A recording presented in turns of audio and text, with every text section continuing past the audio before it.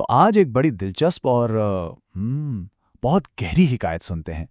یہ ایک ایسی کہانی ہے جو بظاہر تو بہت سادہ لگتی ہے، لیکن اس کی ہر تہہ میں معرفت کا ایک سمندر چھپا ہوا ہے۔ یہ کہانی ہے تلاش کی، قربانی کی اور اس منزل کی جو صرف چلنے والوں کو ہی ملتی ہے۔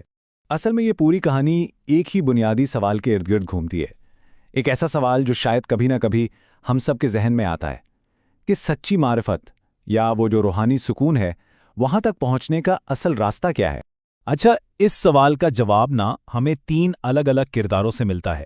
ایک ہے جنگل میں عبادت کرنے والا عابد، دوسرا ہے ایک بادشاہ اور اس کا بیٹا، اور تیسرے وہ ہیں کچھ ایسے لوگ جو ایک انتہائی عجیب جگہ پر کچھ تلاش کر رہے ہیں۔ تو چلیں ان سے ایک ایک کر کے ملتے ہیں۔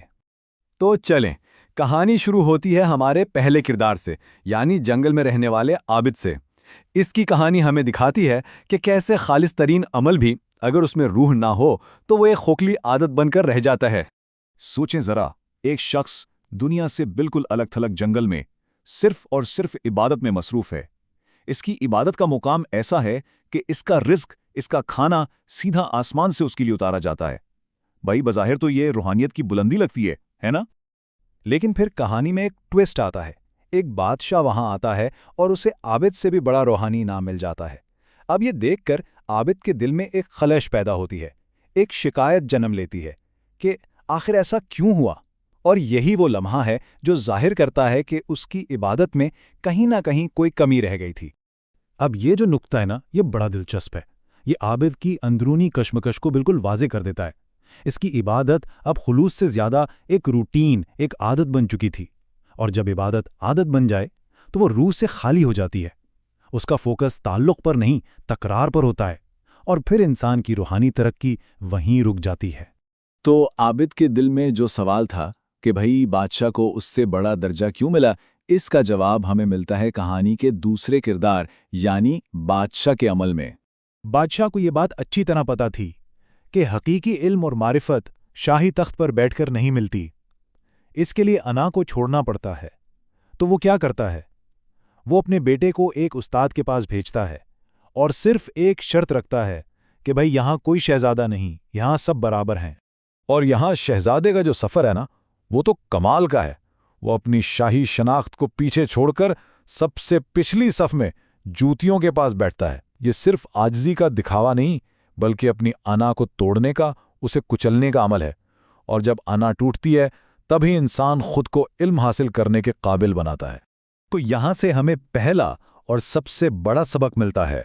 حقیقی کامیابی اور روحانی منزل آرام گاہ میں نہیں ملتی، بلکہ راستے کی خاک چھاننے میں ہے، اپنے کمفرٹ زون سے باہر نکلنے میں ہے۔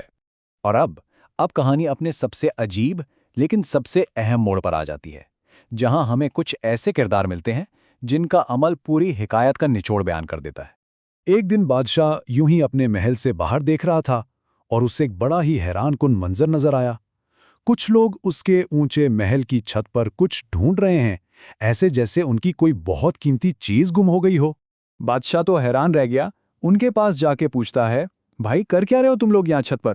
ایسی کون سی چیز ہے جو تمہیں زمین پر نہیں بلکہ یہاں ملنے کی امید ہے؟ اور ان لوگوں کا جواب سن کر تو بادشاہ کی حیرانی اور بڑھ گئی۔ وہ بڑے اطمینان سے کہتے ہیں کہ جناب ہم تو اپنا گمشدہ اونٹ تلاش کر رہے ہیں۔ اور پھر وہ ایک ایسا جملہ کہتے ہیں جو اس پوری کہانی کا آپ سمجھیں خلاصہ ہے۔ وہ کہتے ہیں، بادشاہ سلامت، اگر محل کی چھت پر اونٹ نہیں مل سکتا تو پھر خدا بھی اپنے گھر میں آرام سے بیٹھ کر عبادت کرنے سے کیسے مل سکتا ہے؟ یہ ایک جملہ عابد کے سوال اور بادشاہ کے سفر دونوں کی بالکل صاف وضاحت کر دیتا ہے۔ تو چلیں اب ان تینوں کہانیوں کے دھاگوں کو جوڑتے ہیں اور دیکھتے ہیں کہ آخر یہ حکایت ہمیں روحانی راستے کے بارے میں کیا سکھا رہی ہے۔ دیکھیں، اس پوری کہانی سے ہمیں 3 بنیادی اصول ملتے ہیں۔ پہلا ہے جستجو، یعنی حرکت کرنا، تلاش میں نکلنا، جیسا بادشاہ نے کیا۔ دوسرا ہے قربانی، یعنی اپنی سب سے عزیز چیز، چاہے وہ آرام ہو، مرتبہ ہو یا انا، اسے چھوڑنے کا حوصلہ، جیسا شہزادے نے کیا۔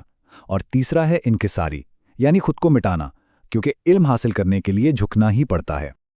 آج کل کی تیز رفتار دنیا میں جہاں ہر چیز ہمیں فوراً چاہیے، یہ کہانی ہمیں یاد دلاتی ہے کہ بھئی روحانی سفر میں کوئی شارٹ کٹ نہیں ہوتا۔ اس کے لیے صبر اور مسلسل کوشش یعنی کنسسٹنسی کی ضرورت ہوتی ہے۔ اور یہاں قربانی کا ایک بڑا سنہری اصول سامنے آتا ہے۔ انسان جتنا بڑا چھوڑنے کو تیار ہوتا ہے اسے اتنا ہی بڑا انعام ملتا ہے۔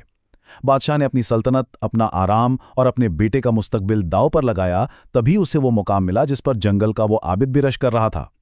تو حاصل کلام یہ ہے کہ خدا کا راستہ کوئی رکی ہوئی منزل نہیں، بلکہ ایک زندہ اور متحرک سفر ہے۔ یہ سفر محنت، قربانی اور خلوص مانگتا ہے، لیکن اس کہانی کا وعدہ یہ ہے کہ جو بھی اس راستے پر خلوص نیت سے چلتا ہے وہ کبھی خالی ہاتھ واپس نہیں آتا۔ اور آخر میں یہ کہانی ہم سب کے لیے ایک سوال چھوڑ جاتی ہے، ہماری زندگی کی وہ اصل جستجو کیا ہے؟ وہ کون سی منزل ہے جس کی تلاش کے لیے ہمیں اپنے آرام کے دائرے سے، اپنے کمفرٹ زون سے باہر نکلنے کی ضرورت ہے؟ کیونکہ اصل منزلیں کبھی گھر بیٹھے نہیں ملتیں۔